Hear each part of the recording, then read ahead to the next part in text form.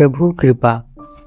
एक राजा था, उसका मंत्री भगवान का बहुत बड़ा भक्त था। कोई भी बात होती तो वो यही कहता था कि भगवान की बड़ी कृपा हो गई।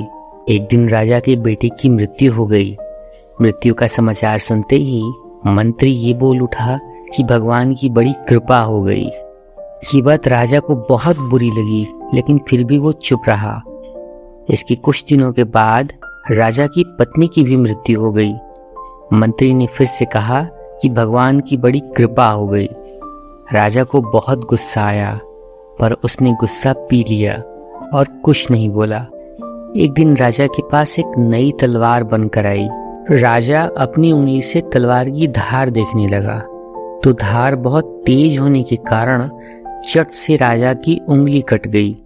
मंत्री पास में ही खड़ा था, तो वो ये बोला कि भगवान की बड़ी कृपा हो गई।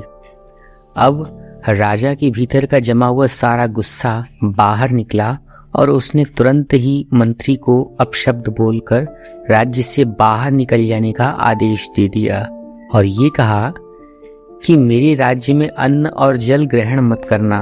मंत्री ने कहा कि भगवान की बड़ी कृपा हो गई। मंत्री अपने घर पर भी नहीं गया और ना ही साथ में कोई वस्तु भी ली और राज्य के बाहर निकल गया। कुछ समय बीत गए। फिर एक बार राजा अपने साथियों के साथ शिकार खेलने के लिए जंगल में गए।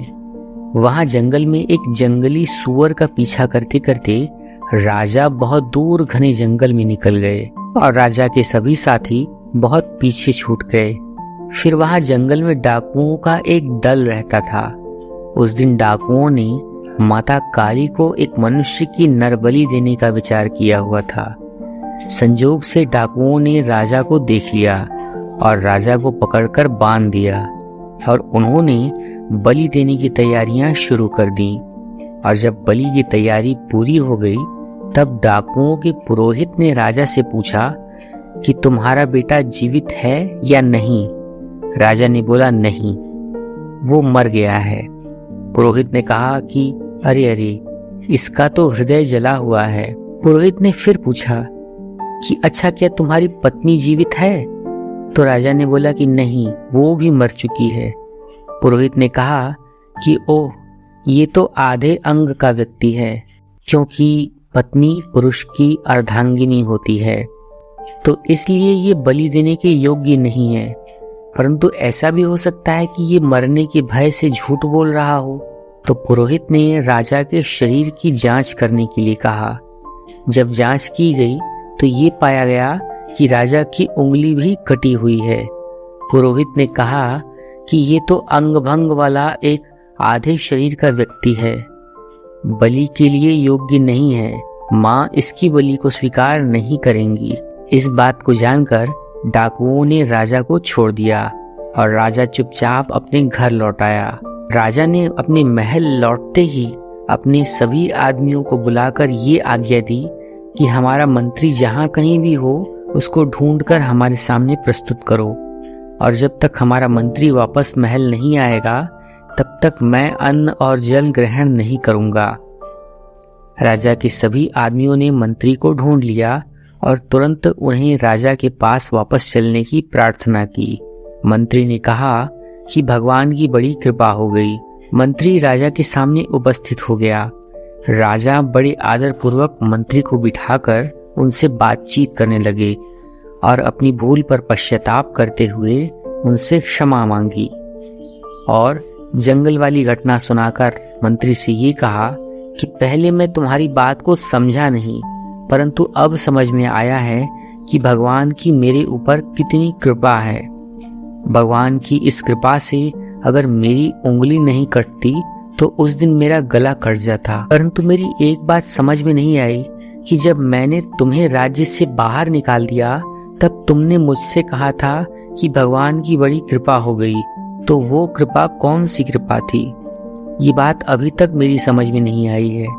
तब मंत्री ने ये बोला कि महाराज, जब आप शिकार करने के लिए जंगल में गए थे, तब मैं भी आपके साथ जंगल में जाता।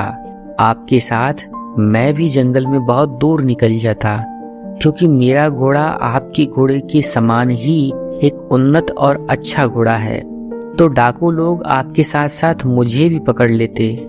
आप तो कटी उंगली होने के कारण बच गए होते, परंतु उस दिन मेरा पूरा गला ही कट गया होता। तो इसलिए भगवान की कृपा से मैं आपके साथ नहीं था, मुझे राज्य से बाहर कर दिया गया था, अतः मैं मरने से बच गया। तो इस प्रकार से मैं पुनः अपनी जगह पर वापस आ गया हूँ। और ये भगवान की कृपा, उस प्रभु की कृपा का एक अप्रत्यक्ष उदाहरण ही तो है। दर्शकों, यहाँ हम आपसे ये कहना चाहेंगे कि अगर आपके मन का हो तो अच्छा, और अगर आपके मन का ना हो तो और भी अच्छा, क्योंकि ईश्वर वो नहीं करते जो हम चाहते हैं या जो हमें अच्छा लगता है। ईश्वर वो करते हैं जो ईश्वर चाहते हैं और जो हमारे लिए अच्छा होता है। मैं आशा करता हूँ कि आपको मेरी आज की छोटी सी वीडियो अच्छी लगी होगी। अगर आपको यह प्रस्तुति अच्छी लगी है तो आप हमारे इस वीडियो को लाइक कीजिएगा, और अगर आप चैनल पर नए हैं तो हमारे चैनल को सब्सक्राइब कीजिएगा और इस वीडियो को ज़्यादा से ज़्यादा शेयर कीजिएगा। हम एक नई वीडियो लेकर फिर मिलते हैं। तब तक के लिए आप सभी का बहुत बहुत धन्यवाद। और अंत में भगवान की बड़ी कृपा हो गई।